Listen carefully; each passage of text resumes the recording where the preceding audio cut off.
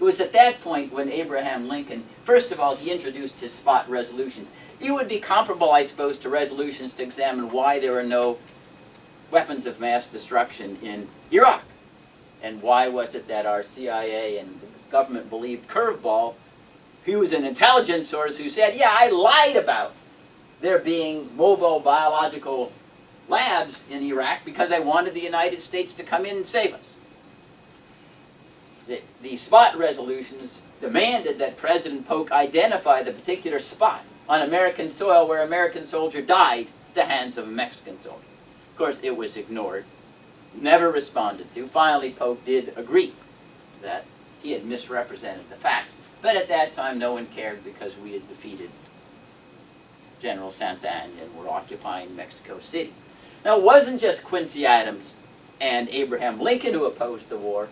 Also, which would seem probably surprising to many involved in the war enterprise, then Captain Ulysses S. Grant, who was in Mexico, who deplored the war, said this is just like those wars of balance of power in Europe. He writes in his memoirs, most unjust war that he'd ever encountered. And again, Ulysses S. Grant was not squeamish about killing a genuine enemy. Whether at Petersburg, not far from here, wilderness campaign or otherwise. This was the beginning, if you will, of the breakdown of the creed of the American Republic that then has finally reached its crest here with our unilateral war in Libya. But again, obviously I don't want to steal a march on time that fast, because we have to have intermediate steps as we grew into a superpower to explain how you can see when the military strength goes unchecked, the enormous tendency of any government and people to just want to flex the muscle, to be the bully on the playground, if you will, to show, hey, I get thrilled, I get to tell people what to do. Think of the Spanish-American War. Again, this was something that ostensibly was precipitated by the blowing up of the USS Maine in Havana Harbor by the Spanish authorities. And remember that Admiral Hyman Rickover, he's the father of our nuclear submarine fleet, someone who's flinty as you can imagine. He conducted his own independent investigation of the USS Maine incident years later and said, there's not a shred of evidence indicating the Spanish exploded that warship. It was from the internal combustion, if you will, of the coal fuels. I'm not enough of a scientist to give the complete explanation, but there wasn't a shred of evidence that this was something that was conspired at the Spanish government, which you could imagine would have been lunacy at the time. Spain was far past its meridian as a superpower. It clung to Cuba as its last colony. It had no incentive to do anything that would bring the United States into the war. And also at that time, it wasn't just the USS Maine. President McKinley was saying it's so terrible that all Cuba is in upheaval. You have very brutal generals from Spain. They're creating concentration camps that we shouldn't be blushing about since we had our own in World War II for Japanese Americans. And therefore we had to enter the Spanish-American War in order to bring liberty and freedom to all of Cuba. As an aside, we used our opportunity in fighting the war to assume sovereignty over the Philippine Islands, Puerto Rico, still have Guam, a whole host of other territories. We sort of accidentally fell in to the incipiency of an empire, just like Newt Gingrich fell into sin in a different way because of his patriotism, at least that he professes, in order to ensure that we did not deviate from our honorable Republican principles. So that was the Spanish-American War. And then at that time, Teddy Roosevelt comes to the presidency, and he's someone who was very, very dismayed that he didn't get to fight a war. He sort of sneered at Abraham Lincoln and said he would have been a nothing if he didn't get a chance to fight a war. And since Teddy Roosevelt couldn't create a war, he then sailed our naval fleet all around the world, just to give an example, to show others we knew how to fight if we were challenged. It's a total waste of money, but after all, Teddy Roosevelt felt that this would give a thrill to the United States, a juvenile thrill, if you will. And then we come to World War I. President Woodrow Wilson lied about the fact that there were munitions on the Lusitania that was sunk by German submarines, which made it a legitimate target of war in order to get a war resolution. And we fought World War I. Then President Wilson also wanted to have the Congress, the Senate, ratify the Versailles Treaty, which would have empowered presidents unilaterally to initiate war if it was thought essential to ensuring peace and stability around the world. Again, I've always thought it was oxymoronic to justify war in the name of peace. You know, we're going to begin war to save civilians as civilians all die. It reminds me of Vietnam. Remember the old tale, we destroyed the city to save it. You know, we destroyed peace to save it. But for the, I suppose, the last time, the Congress drew the line, led largely by Henry Cabot Lodge, a Republican, said, no, we are not going to ratify a treaty that enables the president to send our men and women abroad to die, when the Congress of the United States hasn't authorized it. And the Versailles Treaty, the League of Nations, then died. The United States did not join. And then we go, the next great conflict was World War II. The greatest generation fighting World War II.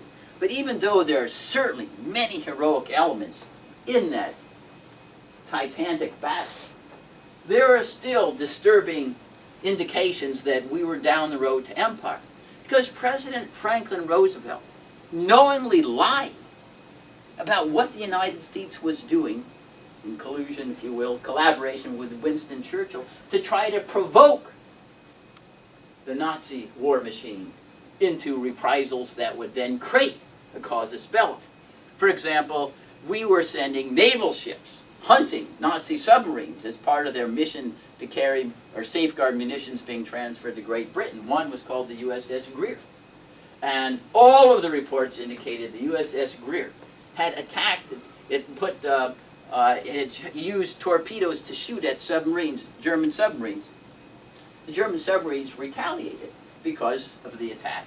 And President Roosevelt presented to Congress the false scene that, just like happened in Vietnam over USS Maddox and Turner Joy and the Phantom North Vietnamese torpedoes, he said, oh, the Nazi submarines attacked the USS Greer, when it was the other way around. And it was disclosed later on in intelligence reports and retrospectives that Roosevelt was actively plotting with Churchill. We need to create an incident, even if we have to lie, in order to get us into war. President Roosevelt deployed troops to Greenland and to Iceland in violation of federal law prior to December 7th, 1941. And I make these remarks because it's a very, very, very problematic line to cross into deceit, even if you think you're serving a noble purpose, rather than saying to the Congress, I think if you need authorization for war, you make your case. Congress needs to vote on it. American people need to know what's happening. Otherwise, you will ultimately end up with a Caligula in the presidency, not someone so benevolent, and the entire system and architecture will collapse. After World War II is when we, I think, began our greatest acceleration towards the meridian of empire. First, with regard to the Korean War, which was the greatest assault at that time on the Constitution and the history of the United States. And if we can just revisit some of the post-World War II history, I think I can demonstrate that proposition. There was a desire to recreate something far more stable than the League of Nations after World War II that would ensure international peace, even if that was somewhat utopian. But in any event, there was a knowledge at that time, based upon the rejection of the League of Nations treaty, that we're going to suffer defeat if we try to crown the president, even under the aegis of the UN Security Council or otherwise, with authority to take U.S. troops into war without congressional authorization. So when the UN treaty was drafted and ratified, and we had the UN Charter statute passed by Congress, President Truman said, of course, none of this legislation, none of the treaties override the principle that only Congress can authorize the initiation of warfare, the use of the U.S. military offensively. And indeed, if you look in the UN treaty, Article 43 specifically says that the UN Security Council can authorize war, but each member country must obtain ratification through its constitutional processes. Now, despite, not only that, when Harry Truman was at Potsdam, remember after World War II, Potsdam was the meeting that was going to settle, at least in Europe, the post-war boundaries. This is prior to the Hiroshima and Nagasaki. Harry Truman was there. Roosevelt had died in 44. And he cables back to the UN. You can ratify the treaty, our UN treaty, please do so. And I'm pledging to you, of course, I will never use the United States military offensively without getting authorization from Congress. That's Harry Truman's words. Then comes 1950.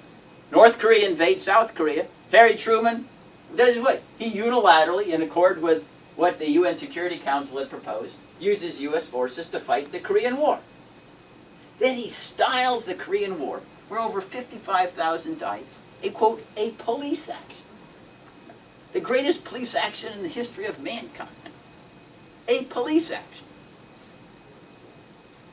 He never saw any authorization from Congress to fight that war.